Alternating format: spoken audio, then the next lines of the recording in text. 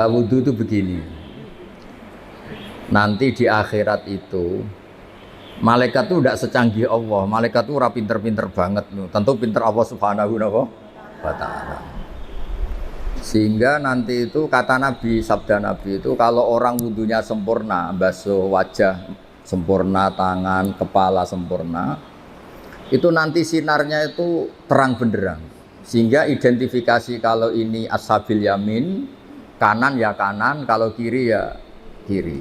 Jadi yang gelap gulita itu kiri, yang terang benderang itu kanan. Kalau wudhu jenengan nggak bener itu jenisnya yang kelap-kelip. Nah ini bisa kegaruk kemana-mana. Karena mau dikanankan sinarnya nggak cukup, mau dikirikan nyatanya ada sinar. Yaitu terus kata Allah ini yang jenis ini menjadi ashabul araf karena pas digaruk sama malaikat identitasnya tidak jelas.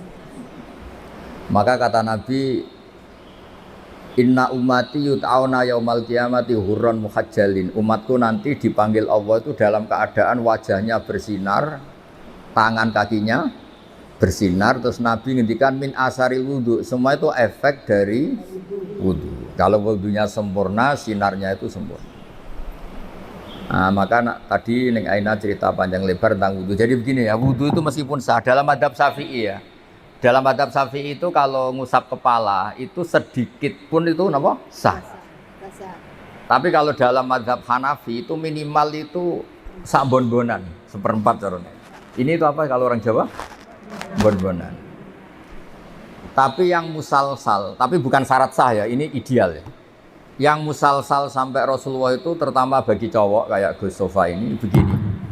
Nabi memasukkan, coba pegang ini. Ini enggak ini dipegangin mic-nya. Ya Nabi memasukkan ini dua jempol ke sini, terus ini ditemukan di sini, terus begini. Musalsal. Musalsal ya. Ini begini, terus ini ditempokkan gini, terus begini sampai sebelah.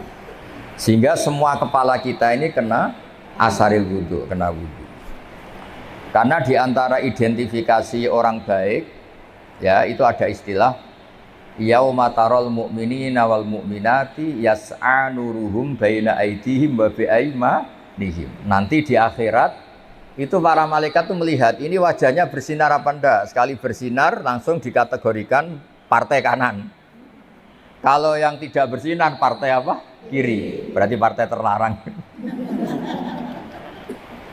Terus kemudian disekat. Faduriba bainahum bisuril lahu bab, disekat. Nah, sekat ini nanti yang menjadi pagar Iqbal ya, menjadi apa? Pagar. Yang temangsang karena kelip-kelip itu disebut ashabil a'raf. Ashabil a'raf itu orang kalau dimasukkan surga kuotanya enggak cukup, dimasukkan neraka pernah ke majelisnya Ning Aina kan enggak pantas. Kalau diumumkan gini kan enggak pas. Para ibu-ibu yang ikut ngaji Ning Aina di Arisalah silahkan masuk neraka kan enggak pas ya. Makanya penting bikin paradok itu penting supaya kita tidak sah masuk apa? Neraka. Makanya ada pengarang Burdah itu terkenal sekali. Pernah dengar tuh kitab apa? Burdah.